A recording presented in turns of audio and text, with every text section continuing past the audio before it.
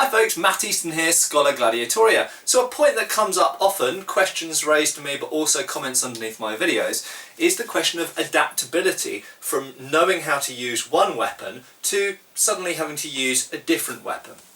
And a lot of people, for example, you know, if we're talking about the latest Star Wars film where someone is practiced with a staff but then takes to using a lightsaber, for example, or indeed where somebody is maybe used to using let's say a rapier and dagger and suddenly they find themselves using a rapier and buckler, or any of these kind of situations, or indeed, you know, just switching from using a stick to using a sword, this type of thing.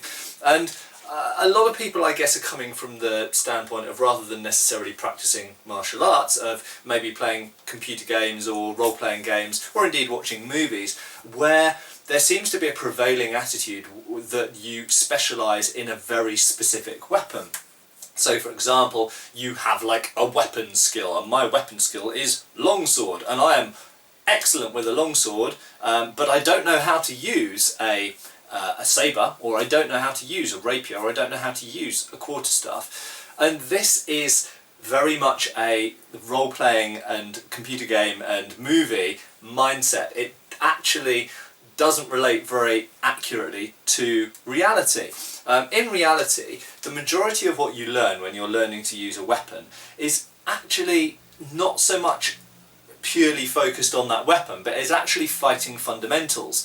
So when we break it down, when we actually look at the skills involved in combat, it usually comes down to timing, what we often call tempo in fencing, distance and judgment. Okay, there are other things we can call it, but let's call it those things. So let's break down what those things are. So distance is your ability to know your measure by which you can the distance at which you're safe, the distance at which you're not safe, the distance you need to be to grapple someone, the distance at which you can hit someone with given types of weapons.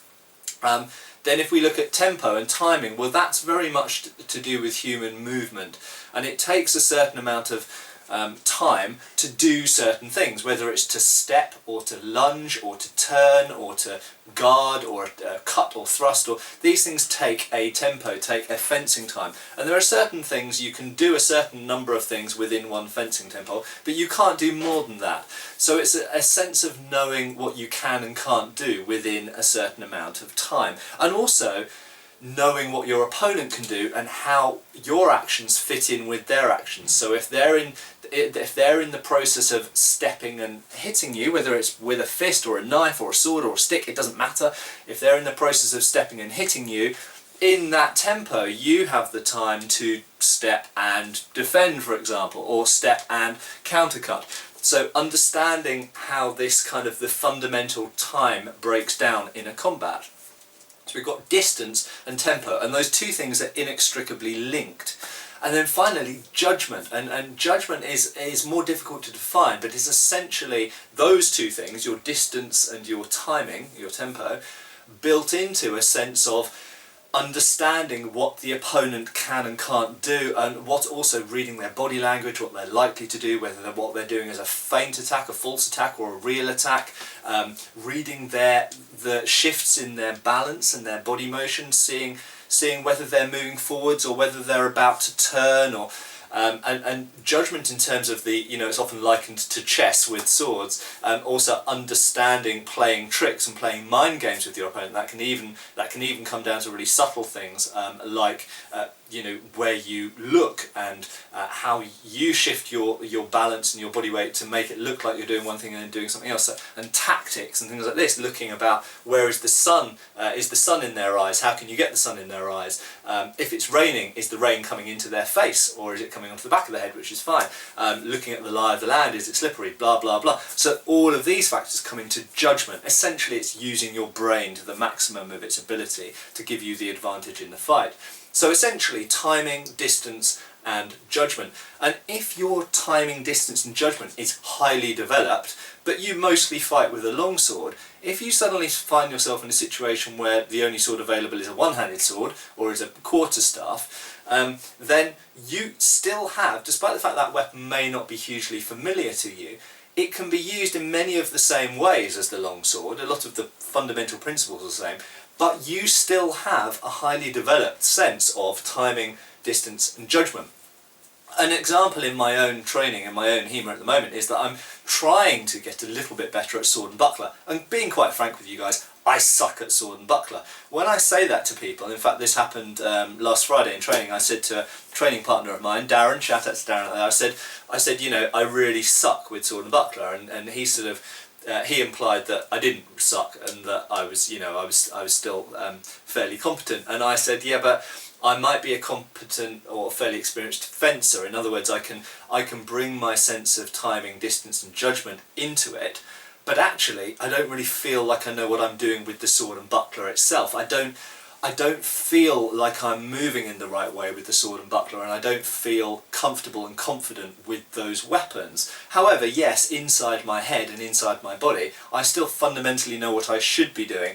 I can still use the tactics that I know. I can still have a fairly good sense of distance and distance management, and I understand the laws of physics that we apply to tempo and geometry and all these other things we use when we're fencing.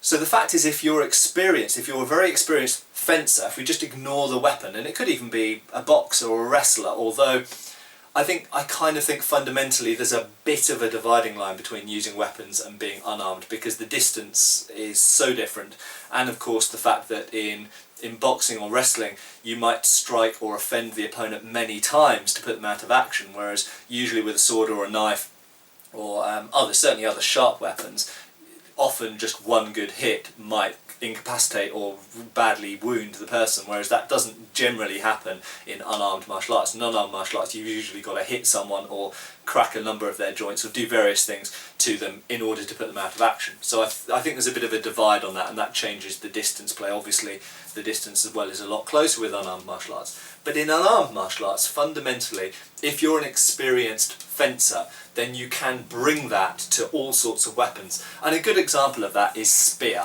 And I defy anybody who's a good longsworder. If you're a good longsworder, if I just take away your longsword and give you a spear, you're going to be a good spearman. Okay, there's just no, it just happens like that. Spear, whilst it is fundamentally a very different weapon to longsword, if you know how to use a longsword, using a spear is easy. Now that kind of comes into the final bit of this subject that I'm going to cover in this video. I'm going to try and keep it relatively short. I could talk about this subject probably for an hour, but I'm not going to do, because I don't have an hour spare at the moment. But fundamentally, there are certain weapon sets which are closer to others. So if we assume that whatever weapon set you go and use, you're going to take your distance, your timing and your judgment with you. Okay? If I'm very experienced at sabre, military sabre fencing for example, and I go and pick up a rapier, it's fairly easy to adapt. I can cut with a rapier, but I can very quickly see from the length and the balance and the statistics of that rapier that it's more suitable to thrusting. So all I do is I just go, okay, well I'm now, essentially it's very much like I'm doing sabre, but I'm just going to do it with a rapier in my hand, and I'm going to thrust more and cut less. That's not historical, and I don't want anyone to think that I'm saying that, and I don't want people to think that rapier method is the same as sabre method, because it's not. But you could do that, and I have seen people do that in competition against experienced rapierists and do very well. In fact, one of my best friends in my own club has won a rapier tournament by doing exactly that. Okay, so the fact of the matter is you can take one system and adapt it to a different weapon. It can be done if the weapons are not that different. And actually some of the weapons you may think are very different are actually not that different. For example, George Silver famously says if you know how to use a short staff, that is a short quarterstaff rather than a long quarterstaff, if you know how to use a short staff, it's essentially the same as a two-handed sword. Well, yeah, it is. The two-handed sword may look very different, may have a guard, may have edges, may cut and thrust, but fundamentally it's the same sort of size and it's a similar-ish shape, and it moves in a similar way. So you can adapt the method of use fairly easily. Equally, if we go back to my example of longsword and spear, whilst they look very different and they've got very different statistics, fundamentally the way that you can move it, you just neglect all of the things you know from longsword that are useless and just use the things that are useful, and then using your brain go, okay, there's a couple more things I can do with the spear that I can't do with the longsword, like for example snooker cueing it, and using the butt end and sliding the butt out, and things like this. Anybody who's an experienced martial artist will very quickly realise that as soon as they pick up a spear and start using it. So you can still be an experienced longsworder and very quickly switch to using spear very competently, as well as using a quarterstaff very competently, even though a quarterstaff isn't usually used very similarly to a spear. They're used in quite different ways, but they're different parts along the same scale. Okay. Now if we take something really different, let's say that you're an experienced, let's go back to Saburo again, and so if you're very experienced with military sabre, but you now have to use a buckler with a short medieval one-handed sword. Okay, that's a very different thing. Okay, and completely justifiably, a lot of people take the one-handed sword and they'll go, okay, they'll hold it out in front like they would do with a sabre, either in a point-down guard or a point-up guard, and they'll be like, what the hell do I do with this buckler? And I have seen people do this, and what a lot of people do is they hold the one-handed sword out pretty much as they would hold a sabre, and they keep the buckler back, and every now and again they defend with the buckler and attack at the same time with the sword.